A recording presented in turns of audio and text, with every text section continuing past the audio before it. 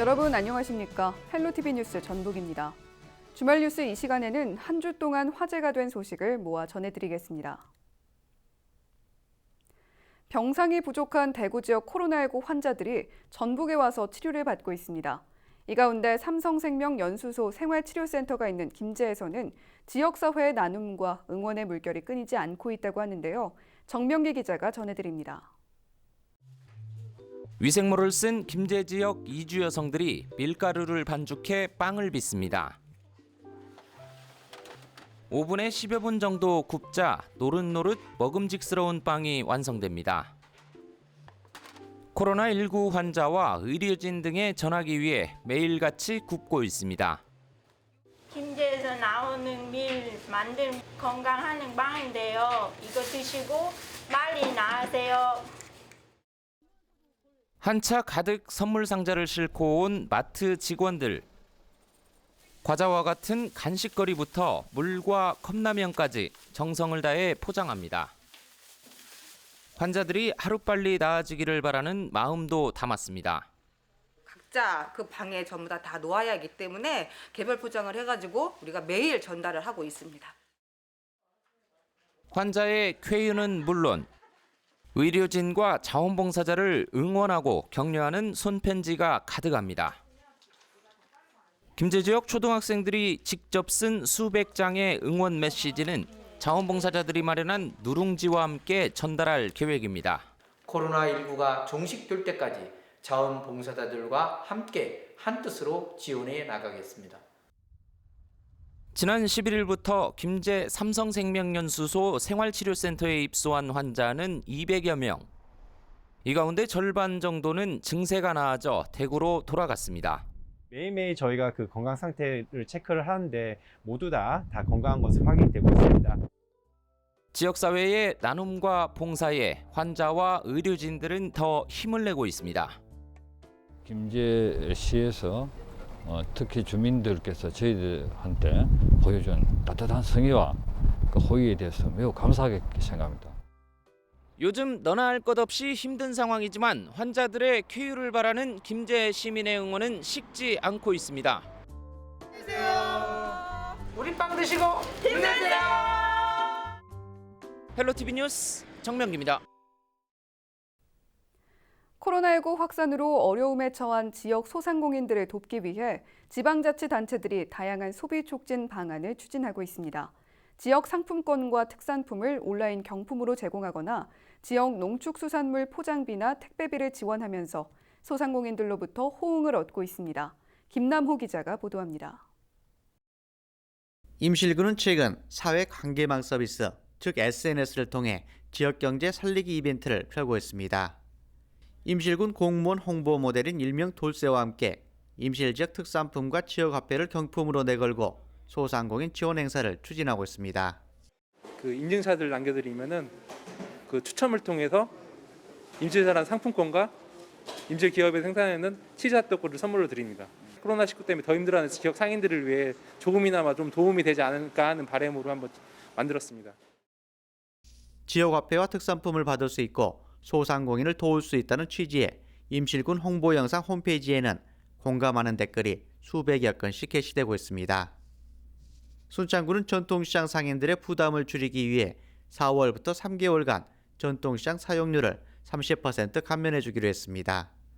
상가 임대료 인하와 지역경제 활성화를 위한 다양한 지원책이 추진되면서 지역 소상공인들도 감사의 마음을 전하고 있습니다. 시장 점포세도 50% 감면을 해주셨고 상품권도 10% 할인을 단기적으로는 6월 달까지 또 계속 한다고 하니까 아무래도 그걸 여파로 해서 약간 매출이 좀 그래도 바로 코로나 생겼을 때보다는 많이 도움이 되고 있습니다. 군산시는 지역 내 사업자와 소비자들에게 수수료 없이 배달앱을 무료로 제공해주면서 지역 소비 활성화를 지원하고 있습니다. 자치단체 관계자들은 어려움을 겪고 있는 소상공인들을 돕기 위한 다양한 노력들이 일반인들까지 확대되기를 기대하고 있습니다. 헬로티비 뉴스 김나호입니다. 김제시가 제출한 올해 첫 추가 경정 예산안이 시의회를 통과했습니다. 추경안에는 코로나19 관련 예산도 포함되는데 긴급 생활비 지원 등 일부 주요 예산이 삭감돼 논란이 일고 있습니다. 왜 이런 결정이 난 건지 정명기 기자가 취재했습니다. 김제시는 지난 9일 올해 첫 추가 경정 예산안을 편성해 김제시 의회에 제출했습니다. 본 예산 8,322억 원에 432억 원을 더 추가했습니다. 이 안에는 코로나19 대응과 위축된 지역 경제를 살리기 위한 예산도 반영했습니다. 코로나19 대응 228원 규모의 추경 예산을 긴급 편성했습니다. 그렇지만 애초 김제시가 요청한 중요 예산 323억 원보다 95억 원이 줄었습니다. 시의회가 긴급 생활비 지원과 소상공인 육성지원기금 예산을 삭감했기 때문입니다. 김제시가 임시회 폐회 전날인 23일 느닷없이 수정한 예산안을 예산결산특별위원회에 올렸고 예결위 심사 결과 관련 규정에 따른 정상적인 절차에 위반돼 졸속으로 처리할 수 없었다는 겁니다. 주먹구구식 예산 편성이라는 지적도 뒤따릅니다. 사전 절차에 대해서 철저히 검증하고 검토한 예산 편성을 의회 승인을 요구해야 함에도 여전히 이행하지 않고 편성하여 제출하고 있습니다.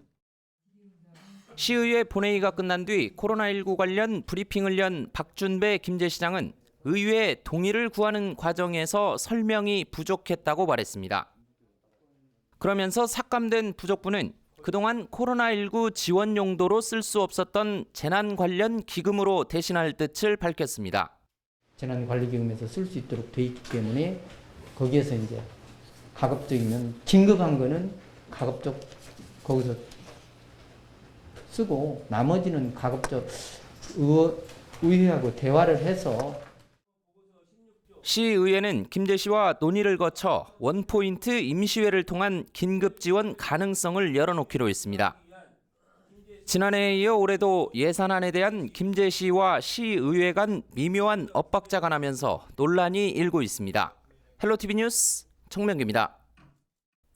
4.15 총선이 한 달 앞으로 다가왔습니다. 전북방송은 지역 유권자들의 목소리를 릴레이로 들어보는 기획보도를 마련했는데요. 오늘은 전북 지역 전통시장 상인들의 이야기를 들어봤습니다.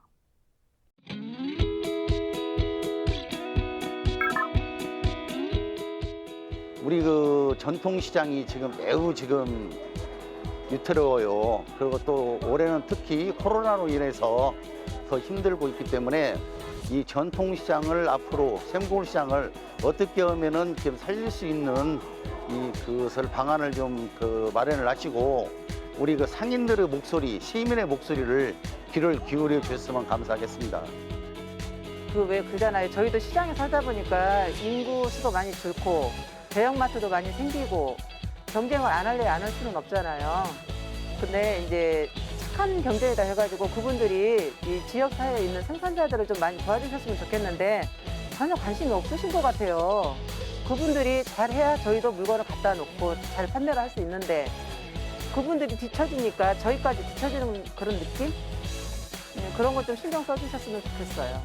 지금 정읍시 한 10% 정도가 다문화 가정이거든요. 그 다문화 가정을 위해서도 이 정책을 좀 이렇게 해줄 수 있는 그런 부분이 됐으면 합니다. 지금 우리 정읍은 이렇게 가을 한철 내장산에 거기에만 지금 극중으로 이렇게 대비를 하기 때문에 그걸 어떻게 하면은 사계절 관광으로 만들 수 있는 그런 비전을 좀 이렇게 국책 사업으로 해서 좀 내놓을 수 있는 그런 후보가 이렇게 당선이 됐으면 좋겠다 이렇게 생각이 듭니다. 저희 정읍은 내장이 관광도시잖아요. 근데 정읍 시내 사람도 내장을 잘 몰라요. 저 최근에 가갖고 내장 공원이 그렇게 잘 돼 있는 거 처음 봤어요. 근데 홍보도 안 돼 있고 뭐 특별히 이렇게 방송에도 많이 나오는 적도 없고 그러다 보니까 관광지에 오신 분들이 오히려 저희한테 물어보면 저희가 몰라요. 정읍사랑 상품권이라는 것을 지금 유통을 시키고 있는 상황이거든요. 그게 지금 상인으로서 지금 받아들이는 저는 입장 굉장히 조금 홍보가 일반 시민한테도 좋고 저희 상인들한테도 굉장히 도움이 많이 돼요. 그런 정읍사랑 상품권과 비슷한 이 정읍 시민들만을 위한, 더 나아가서 전국에서 정읍시로 관광 오는 관광객들까지 같이 포함되어지는 그런 상품을 더 만들어줬으면 하는 그런 바람입니다. 많은 그 선진 시장에 선진 이렇게 도시의 그 영향을 많이 받아서 이렇게 있는 사람이 나는 좀 적격이 되지 않겠나 이렇게 생각을 해서 선택을 하고자 합니다. 저희가 항상 투표할 때는 그분이 공약을 했던 거를 보기도 하지만 처음에 초심으로 돌아가서 그분이 했던 행동을 많이 보잖아요. 우리는 그분을 1대1로 상대해서 알 수는 없는 거니까 그분이 공약했던 거, 그분이 행동했던 거, 그거를 보고 찍는데, 글쎄요, 이번에도 저희는 그렇게 그분들의 이렇게 공약했던 거나 생활했던 거나 그동안 활동했던 거, 이걸 또 보면서 살펴가면서 찍겠는데 그분들이 그 당선이 돼서 그 자리에 올라가더라도 항상 말씀하셨던 그 공약대로 초심 그대로 잃지 않고 계셨으면 좋겠습니다. 이번 21대 국회의원 선거는 코로나19라는 예기치 않은 그런 변수가 생겨서 거리 유세나 아니 면설 등이 아예 취소되거나 축소됐거든요. 그래서 이 유권자인 저로서는 이 정책이나 공약을 들을 만한 그런 기회가 조금 줄어들었다고 봐요.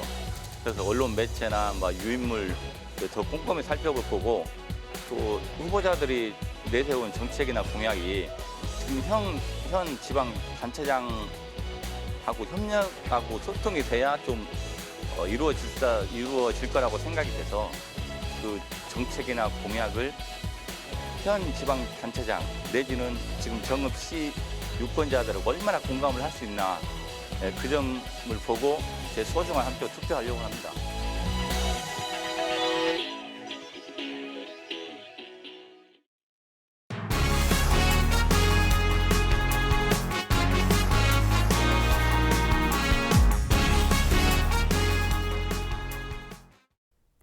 개학이 세 차례나 연기됐죠. 어린이집과 학원, 대학들도 줄줄이 영향을 받고 있는데요.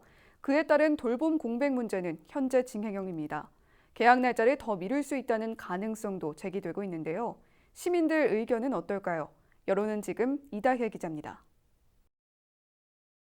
코로나19 확산 방지를 위해 정부가 개학 연기라는 초강수를 둔 것에 대해서는 대체로 긍정적인 평가가 나옵니다. 그런데 지금 학교가 문제냐고 가서 모르면 어떡해. 애기들은 면역 환자 약한데 뭔 일 있으면 그게 안 되잖아요. 공부는 1년 늘려도 괜찮다고 생각해. 우리는. 집단 생활이 많아지니까 아무래도 더 위험해야겠죠. 그러니까 그런 거는 연기한 게 잘 된 것 같아요. 다만 개학이 한 달 이상 늦어지면서 가정 내 돌봄과 학습 공백에 어려움이 따른다는 의견이 많았습니다. 아이들이 너무 집에만 있고 스마트폰만 들여다보고 있어서 차라리 개학을 하는 것이 더 낫지 않을까 하는 생각이 들어요. 사실 조금 힘들긴 해요. 왜냐면 아이들이 한창 뛰어놀 시기고 그런데 저희도 어쩔 수 없는 상황이니까. 하지만 교육부가 개학을 앞당기기는 현실적으로 어렵다고 밝히면서 그에 따른 후속 대책을 요구하는 목소리가 높습니다. 정부가 사립유치원 수업료 환불 지원과 가족 돌봄 휴가 지원 등 대책을 마련했지만 맞벌이 가정의 돌봄 공백은 여전한 숙제라는 지적입니다. 맞벌이 하시는 그 직장 동료분들 얘기를 많이 들어보면은 자녀들 그 끼니 챙기는 문제가 좀 많이 걱정이 되신다고 하던데. 직장에서 이제 고용노동부라던가 이런 데서 그런 권고가 그걸로 해서 쓰는 거에 대해서는 유급을 물론 어려우면 어떻게 한다던가 인사적 불이익은 없었으면 좋겠어요. 네. 정부가 4월 6일 개학이 가능할지도 아직 판단하기는 이르다고 발표하는 등 개학 추가 연기 가능성도 배제할 수는 없는 상황. 시민들의 반응은 엇갈리고 있습니다. 저는 확실히 예방을 하고 이게 완전히 이제 어느 정도 나아지는 기미가 보인 상태에서 아이들을 교육에 시켜도 된다고, 그때 가서도 늦지 않다고 생각합니다. 빨리 개학을 해가지고 학교에서 단체로 방역소도 거고 식단도 잘 짜가지고 학교에서 관리해 주는 게 좀 나을 것 같고. 정부는 원격 수업도 수업 일수로 인정하는 온라인 개학 동시 추진 방안도 검토하고 있다고 밝혔습니다. 정확한 개학 날짜 등 학사 일정과 수능 시험 연기 여부는 다음 주 초 발표될 전망입니다. 헬로티비 뉴스 이다혜입니다. 코로나19 여파로 무너진 민생경제 회복을 위해 정부가 재난기본소득 지원을 검토하고 있습니다. 이와 별도로 지자체들도 다양한 형태의 지원 방안을 찾고 있는데요. 하지만 재난기본소득이 경제 활성화를 위한 해결책이라는 주장과 현금 퍼주기라는 주장이 맞서고 있습니다. 시민들은 어떻게 생각하고 있는지 직접 들어봤습니다. 표영민 기자입니다. 코로나19 영향으로 소비 심리가 크게 위축되면서 민생경제 타격이 현실화되고 있습니다. 이러한 상황에서 정부는 위축된 경기를 살리기 위해 모든 국민들에게 일정 금액을 지원하는 재난기본소득 도입을 검토하고 있습니다. 당장 생계가 걱정인 시민들은 재난기본소득의 도입이 큰 도움이 될 것으로 기대했습니다. 상황이 지금 좀 더 불경기라서 어려우니까 우선은 나중에 돌려주더라도 우선은 받았으면 하는 생각입니다. 전국적인 일이지만 우리 서산이 또 특히 좀 심했는데 참 가뭄의 단비 같은 그 적은 돈이 아닙니다. 100만 원이라는 적은 돈이 아닌데 거의 다 피해를 봤기 때문에 그 월급 그 상한선을 좀 높여서라도 많은 분들이 혜택을 보게 그래 정책을 폈으면 좋겠습니다. 하지만 재난기본소득 지원이 현금 퍼주기식 땜질 처방에 불과하다는 의견도 만만치 않습니다. 이런 것도 나중에 세금으로 다 갚아 나갈 거잖아요. 그러면 우리는 뭐 이제 어느 정도 이제 뭐 연금 타는 입장이라서 그렇지만 젊은 세대들이 이제 힘들지 그만큼. 장기적인 대책을 해주셔야 좋은 거지 단발성으로 뭐 1인당 얼마씩 준다든지 그런 대책은 조금 미흡하지 않나 좀 그렇게 생각하고 있어요. 그냥. 아무리 조금이라도 너도 나도 하다 보면 그게 많아지지 작아질 일은 없어요.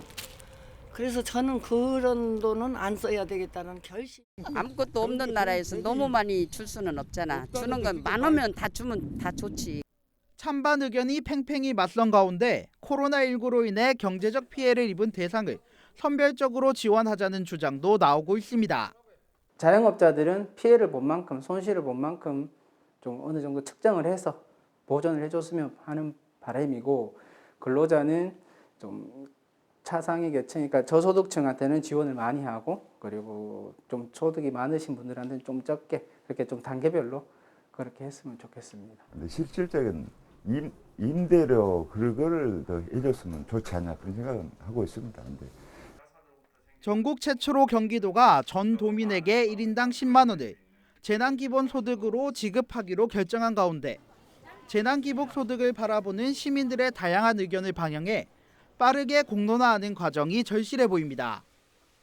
헬로티비 뉴스 표영민입니다. 전주발 착한 임대운동에 전북 지역 내 건물주 102명이 추가로 동참하면서 상생 분위기가 확산하고 있습니다.